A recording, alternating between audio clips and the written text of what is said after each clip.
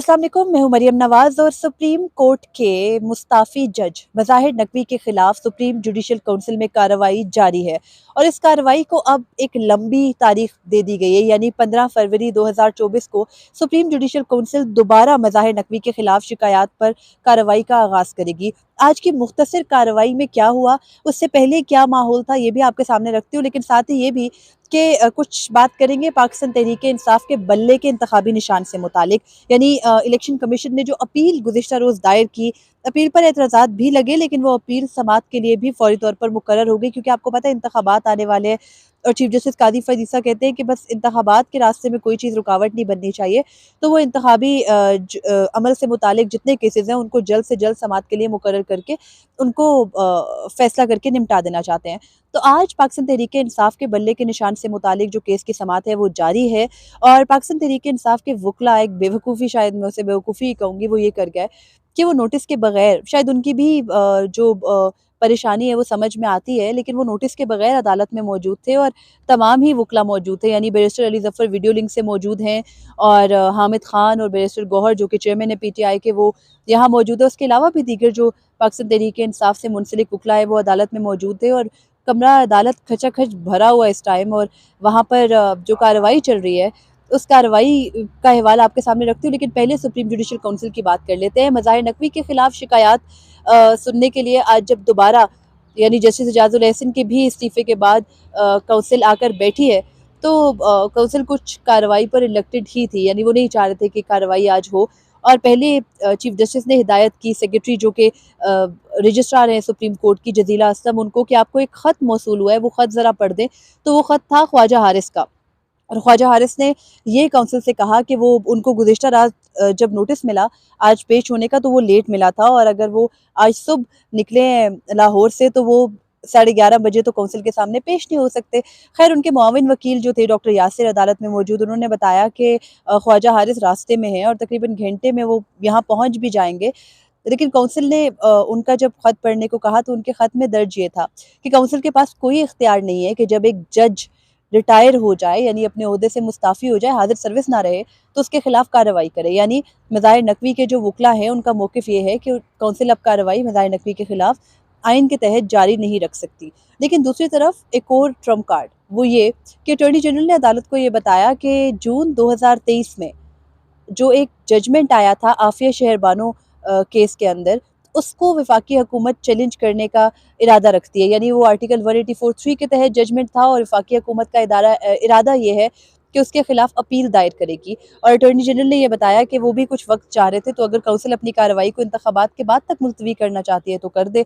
तो फिर खैर काउंसिल ने ये कहा कि क्योंकि इंतखाबी केसेस बहुत ज़्यादा हैं, तो ऐसा करते हैं कि इस कार्रवाई को मुलतवी कर देते हैं। अब जो आफिया शहर बानो केस था उसके अंदर जस्टिस एजाजुल एहसन और जस्टिस मुनीब अख्तर ने उन दरख्वास्तों को सुना था, और उन दरख्वास्तों में ये मुद्दा लिया गया था कि साकिब निसार जो कि साबिक चीफ जस्टिस हैं, उनके खिलाफ कुछ I I don't know the exact facts, लेकिन उनके ऊपर कुछ मिसकंडक्ट की और उनके खिलाफ कुछ एक्स्ट्रा जुडिशियल एक्टिविटीज़ के इल्ज़ामात थे, और उन इल्ज़ामात पर मबनी एक शिकायत सुप्रीम जुडिशियल काउंसिल में तब दायर की गई जब साकिब निसार खुद चीफ जस्टिस थे।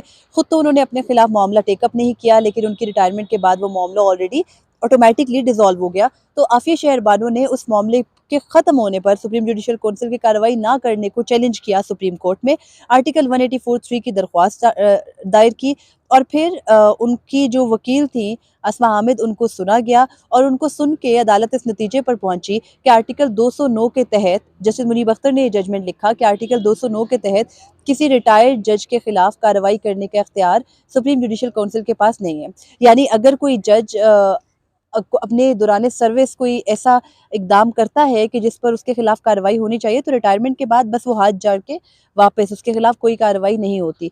तो अब यही प्ली लेने की कोशिश अगर करनी थी मज़ाहिर नकवी के वकला ने, तो सुप्रीम कोर्ट ने उसका रास्ता भी एक तरह से बंद ही कर दिया, क्योंकि वफाकी हुकूमत की अगर अपील आ जाती है तो उस अपील के ऊपर एक लार्जर बेंच बनेगा, और फिर वो लार्जर बेंच इस मुद्दे को भी वंस फॉर ऑल सेटल करेगी।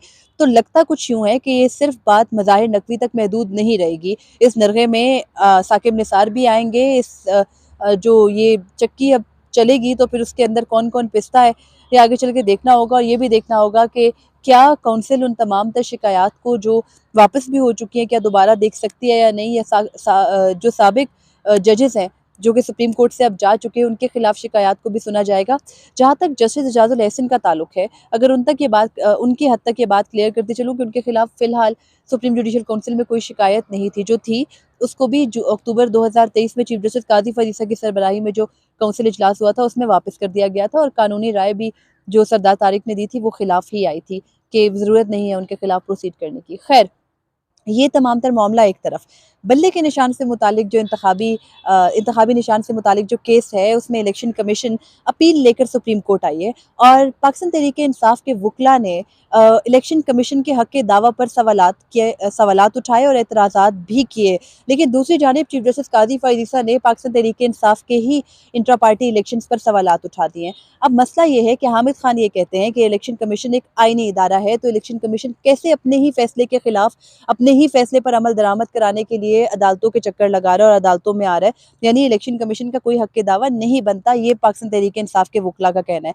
जबकि दूसरी जानिब चीफ जस्टिस कादी फ़ैज़ ईसा ये कहते हैं कि इलेक्शन कमीशन एक आईनी इदारा है, और उस आईनी इदारे के पास पूरा इख्तियार है कि वो अपने फैसलों को जो है वो उन पर अमल दरामद कराए, और फिर वो कहते हैं कि वो आ सकता है भाई, वो इंट्रा पार्टी इलेक्शंस पर ठीक ना होने पर पाकिस्तान तहरीक इंसाफ के खिलाफ बिल्कुल अदालतों से रुजू कर सकता है।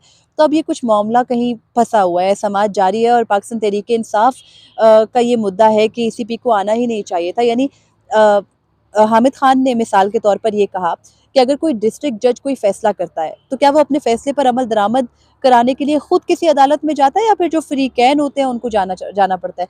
तो यानी जाना अकबर एस बाबर को चाहिए, अकबर एस बाबर का लोकस स्टैंडाई भी बनता है, लेकिन हामिद खान उस बात को भी निगेट करते हैं। वो कहते हैं कि अकबर एस बाबर तो हमारी पार्टी के रुकन ही नहीं है।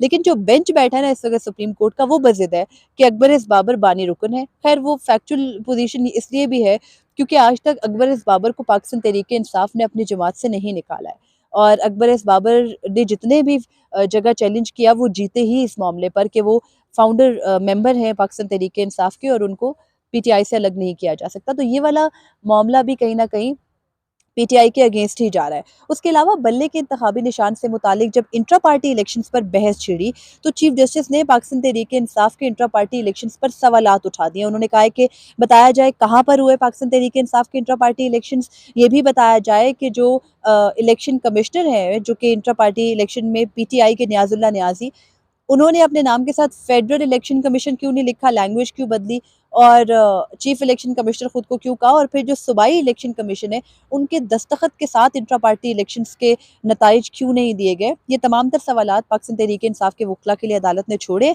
लेकिन देखना यह है कि इलेक्शन कमीशन ने जो काफ़ी महंगे वकील किए हैं, यानी मखदूम अली खान इलेक्शन कमीशन के वकील हैं, इससे पहले जो हाई कोर्ट में वकील थे इनके, वो भी सिकंदर बशीर मोहम्मद एक बहुत अच्छे वकील हैं। तो देखना है कि इलेक्शन कमीशन की लीगल टीम के सामने पीटीआई कैसे अपना दिफा करती है। हालांकि पीटीआई की भी लीगल टीम स्ट्रांग तो है, लेकिन कहीं ना कहीं वो लैक इसलिए कर जाते हैं क्योंकि या तो अदालत उनके मुद्दे को सुन भी रही होती है तो वो इमोशनल हो जाते हैं, या फिर एट टाइम्स जो अदालती मूड होता है वो उनकी फेवर में नहीं होता। तो आज देखना है कि बल्ले के इंतखाबी निशान से मुतालिक मामले को चीफ जस्टिस ने टेकअप कर लिया। आज जुम्मे के रोज़ भी उसको तरजीही बुनियादों पर सुना जा रहा है, और चीफ जस्टिस ये भी कह रहे हैं कि हफ्ते और इतवार को भी अपनी छुट्टी कुर्बान करके केसेस को सुन सकते हैं। तो फिर अब ये देखना है कि क्या बल्ले का इंतखाबी निशान पीटीआई को वापस मिलता है या नहीं। आज की समाअत में चीफ जस्टिस काजी फ़ैज़ ईसा ने वैसे इलेक्शन कमीशन की जानिब से बहुत अच्छे दलाइल दिए। तो देखना ये है कि इलेक्शन कमीशन को उनकी मौजूदगी में जो एक और वकील करना पड़ा, वो और चीफ जस्टिस मिलकर फैसला क्या करते हैं। तो अब जब फैसला हो जाएगा, या फिर आज कुछ समात का हल निकलता है, उसका जो भी लुब्बे-लुबाब होगा वो आपके सामने रखूँगी। फ़िलहाल समात भी चल रही है और ये मामला अभी टेकअप भी हुआ है, तो उसको लाइव देख सकते हैं हम।